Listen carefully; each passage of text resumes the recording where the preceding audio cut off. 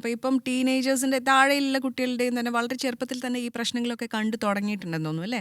അപ്പം ആക്ച്വലി അവർ ആ ചെറിയ പ്രായത്തിലേ തന്നെ സ്കിൻ കെയർ ചെയ്ത് തുടങ്ങേണ്ട ആവശ്യമുണ്ട്. ഏത് പ്രായത്തിലാണ് ആക്ച്വലി നമ്മളത് സ്കിൻ സ്റ്റാർട്ട് ചെയ്യുന്നത്? കെയറിനെക്കാളും ഈ ടീനേജേഴ്സ് അവരെ ഡയറ്റാണ് ഇമ്പ്രൂവ് ഓക്കെ. ചെയ്യേണ്ടത്. അതാണ് എനിക്ക് തോന്നാറ്. കാരണം ഈ ടീനേജേഴ്സ് ഒക്കെ നമ്മൾ യൂഷ്വലി ഒരു സ്കിൻ കെയർ റുട്ടീൻ, അതായത് വൈറ്റമിൻ സിയും റെറ്റിനോൾ, നയസിനമൈഡ്, ഇതൊക്കെ എന്തിനാണ് ഈ കൊളാജൻ സ്റ്റിമുലേഷനാണ് യൂസ് ചെയ്യുന്നത്. എന്താണ് ഈ കൊളാജൻ എന്ന് പറഞ്ഞാൽ നമ്മൾ പ്രായമാകുമ്പോഴത്തേക്ക് നമ്മൾ സ്കിന്നിൽ നിന്ന് ആ നല്ല ഈ എന്താ പ്രോട്ടീൻ ഉണ്ടല്ലോ അത് നഷ്ടപ്പെട്ടു പോവുകയാണ്. ഓക്കെ. അപ്പൊ അതുകൊണ്ടാണ് നമുക്ക് ഏജിങ് ഒക്കെ വരുന്നത്. അപ്പൊ ഈ ടീനേജേഴ്സിന് ഏജ്ഡ് ആയിട്ടില്ലല്ലോ.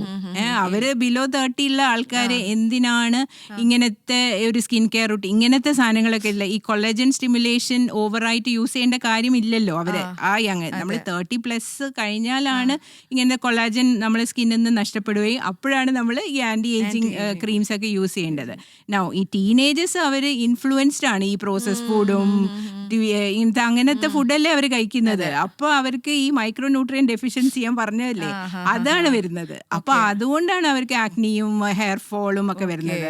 അപ്പോ ഒരു സ്കിൻ കെയർ റുട്ടീൻ ഇമ്പോർട്ടൻ്റാ, പക്ഷെ ഡയറ്റും ഇമ്പോർട്ടൻ്റാ.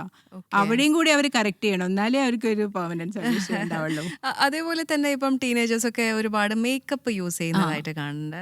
അത് നമ്മളൊക്കെ പണ്ടൊരു കോളേജൊക്കെ കഴിഞ്ഞിട്ടാണ് മേക്കപ്പ് യൂസ് ചെയ്ത് തുടങ്ങിയെന്ന് വെച്ചാൽ ഇപ്പം സ്കൂളിൽ പോകുന്ന കുഞ്ഞു കുട്ടികൾ തന്നെ ഡെയിലി ലിപ് ബാം, അറ്റ്ലീസ്റ്റ് ഒരു ലിപ് ബാം ഇട്ടിട്ട് പോകുന്നത് കണ്ടിട്ടുണ്ട്.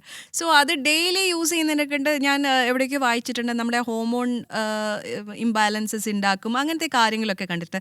സോ നമ്മൾ ഒരു പ്രോഡക്റ്റ് വാങ്ങുന്ന സമയത്ത് എന്താ ഇൻഗ്രീഡിയൻസ് ലിസ്റ്റിൽ അത് ഇമ്പോർട്ടൻ്റ് ആണെന്നൊക്കെ വായിച്ചിട്ടുണ്ട്. നമ്മൾ ആക്ച്വലി തീരെ അവോയ്ഡ് ചെയ്യേണ്ട ഇൻഗ്രീഡിയൻസ് അത് എന്തൊക്കെയാ?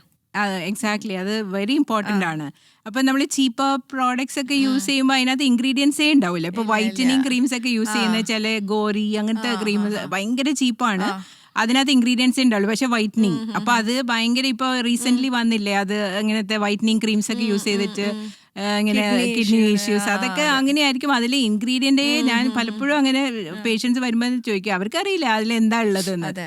ആ ഇൻഗ്രീഡിയൻറ്റ് നോക്കാതെ അവരിങ്ങനെ ആരൊക്കെയോ പറയുന്നു അത് വൈറ്റനിങ് ആവും, അപ്പോൾ അത് യൂസ് ചെയ്യുന്നു. അങ്ങനെയല്ല, എപ്പോഴും നമ്മൾ ഒരു പ്രോഡക്റ്റ് സെലക്ട് ചെയ്യുമ്പോൾ അതിൻ്റെ ഇൻഗ്രീഡിയൻസ് നോക്കണം, എന്നിട്ടേ യൂസ് ചെയ്യാവൂ. അതായത് നമ്മളിപ്പോൾ അവോയ്ഡ് ചെയ്യേണ്ട, ഇപ്പം ഫോർ എക്സാമ്പിൾ പറയുന്ന സൺസ്ക്രീനിൽ തന്നെ കെമിക്കൽ ആൻഡ് മിനറൽ സൺസ്ക്രീൻ ഉണ്ട് അല്ലേ?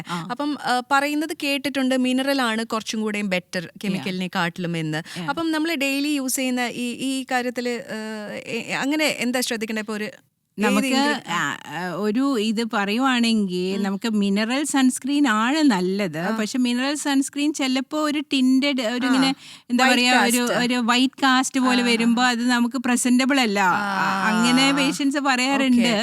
അപ്പൊ അങ്ങനെ നോക്കുമ്പോൾ നമ്മളൊരു ബ്രോഡ് സ്പെക്ട്രം വിത്ത് കെമിക്കലും കുറച്ച് കെമിക്കൽ സൺസ്ക്രീൻ ഉണ്ടാകുമ്പോഴേ ഒരു 100% പ്രൊട്ടക്ഷൻ കിട്ടുള്ളൂ സൺസ്ക്രീൻ യൂസ് ചെയ്യുമ്പോൾ. പക്ഷേ ഞാൻ എപ്പോഴും ഈ കുഞ്ഞു കുട്ടികളിൽ ഒരിക്കലും ഒരു കെമിക്കൽ സൺസ്ക്രീൻ യൂസ് ചെയ്യരുത്. അത് മിനറൽ ബേസ്ഡ് സൺസ്ക്രീനേ യൂസ് ചെയ്യാവൂ.